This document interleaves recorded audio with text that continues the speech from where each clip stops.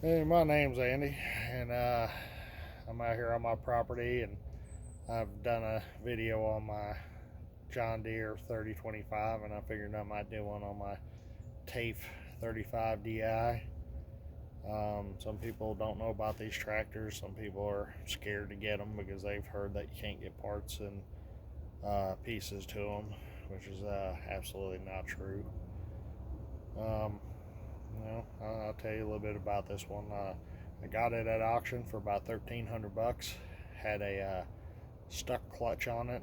This came out of an orchard farm somewhere in Florida, and they said that it got caught in a hurricane flood, and the clutch rusted up basically, and they couldn't use it anymore. So they sent it to auction. I bought it, and then I took it to my diesel mechanic, and he ended up charging me $700 or $500 to put it in. I put $200. I think it was $187 plus shipping. Come out to like $203 to buy the clutch itself off of eBay, and then a couple days later he had it all put back together and got it to me, and we hadn't had any problems since.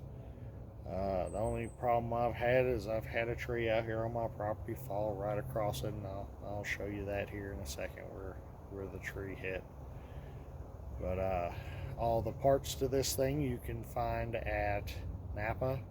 The oil filter, the two fuel filters, the two air filters. It has an inner and outer element. The belt, you can find that there. It's a very simple machine to maintain, a very easy machine to use. It's gear drive, so it's kind of, if you have to go back and forth, it's a workout. But if you're brush cutting like I do, and or field cut like I do sometimes, it's actually a set it and forget it thing. You can find a happy speed and just kind of just drive it around, and you don't have to worry about it. And it's a very good tractor, very tough tractor. I've jerked stumps out of the ground with this thing. I'll show you a Connex here that I've had to pull back. Connex driver didn't leave it in a very desirable location, so me and my stepbrother got on two different tractors, and he pushed with one and I snatched with this one on a chain, and we actually moved it back about 3 feet, which gave us a ton of working room, considering on the driveway we can actually pull my 16-foot equipment trailer in and out no problem now. So that was a big help. But I'll flip the camera around and we'll walk around the tractor and I'll show you everything. So as you can see in here, there's the motor. Actually, I'll zoom out so you can see the whole tractor. I guess that'd be the better way to do it. There's the whole tractor, and if you notice, it looks very similar to a Massey Ferguson 135. These are made in India, all Indian made, all cast in India, all assembled in India. They sold for a short time here in the States, and they sell mainly in England and Europe and India itself. But this is a Simpson diesel motor. It's a 3-cylinder, and it has a Miko fuel pump right there with a prime handle, so you can prime the fuel system if you run out. It's got dual fuel filters plus a sediment bowl right there. The Simpson motor is actually a direct copy of the Perkins, and that Miko fuel injection system is a direct copy of a Bosch. There's the oil inlet right there. As you can see, the oil filter. And then if you move on to the transmission, it's the same 8-speed slide box that they've used for many years on their gear drive transmissions. Very reliable, very tough. Clutch pedal right here, gear shifter, high-low PTO engage, and over there you have your 3-point implement. And actually this is a double clutch, so I only have to barely depress it for gears, and then I fully depress it to engage and disengage the PTO. And you can see by the size of it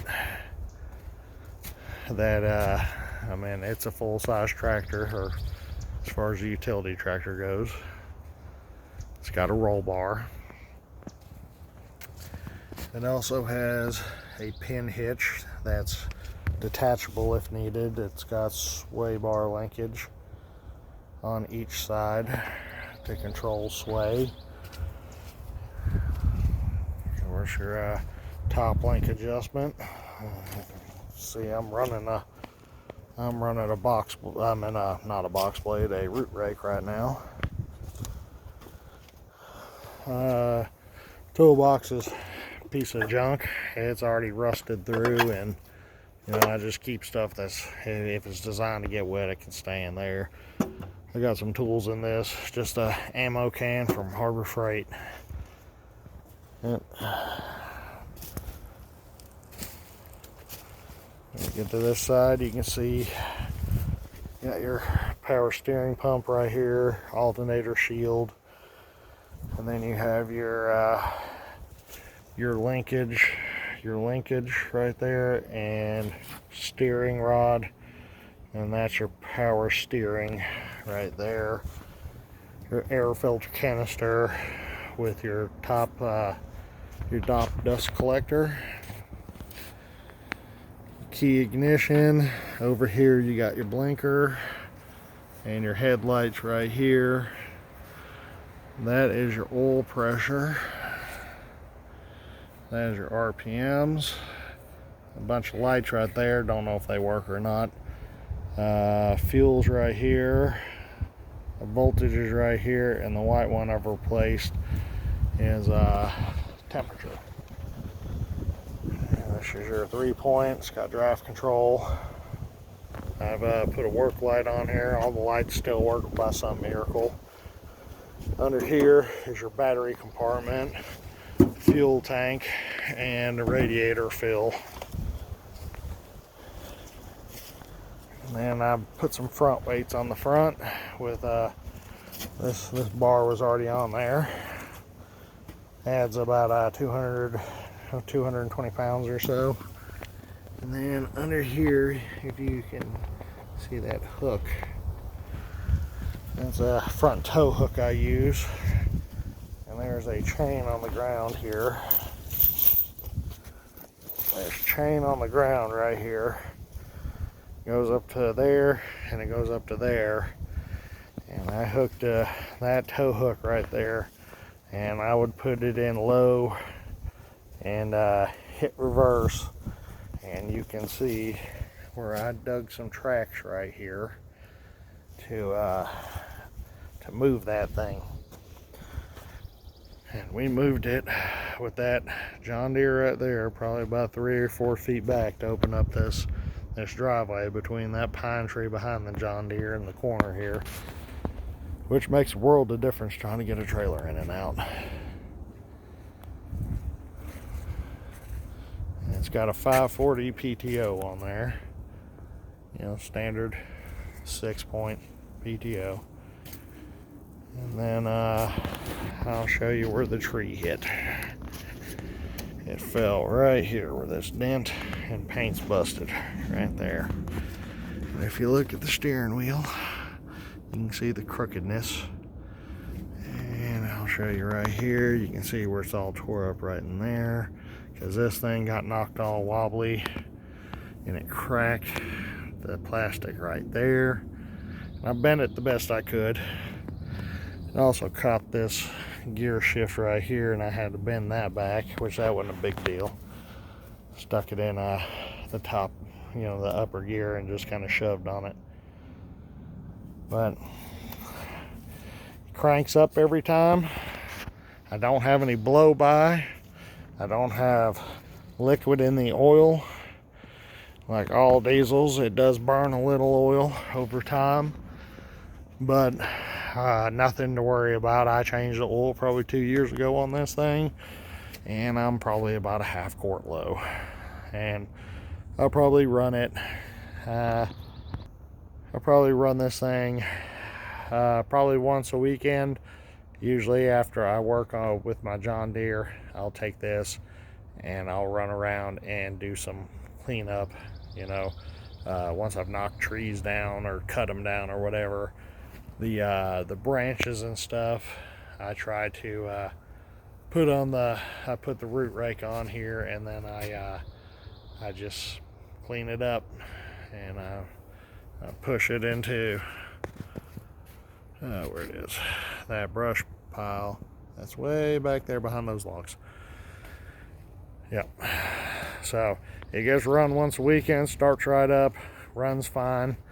If I needed to do a rebuild, I could get a kit today from Amazon, eBay, Heritage Tractor Supply, which is an online store for older tractors.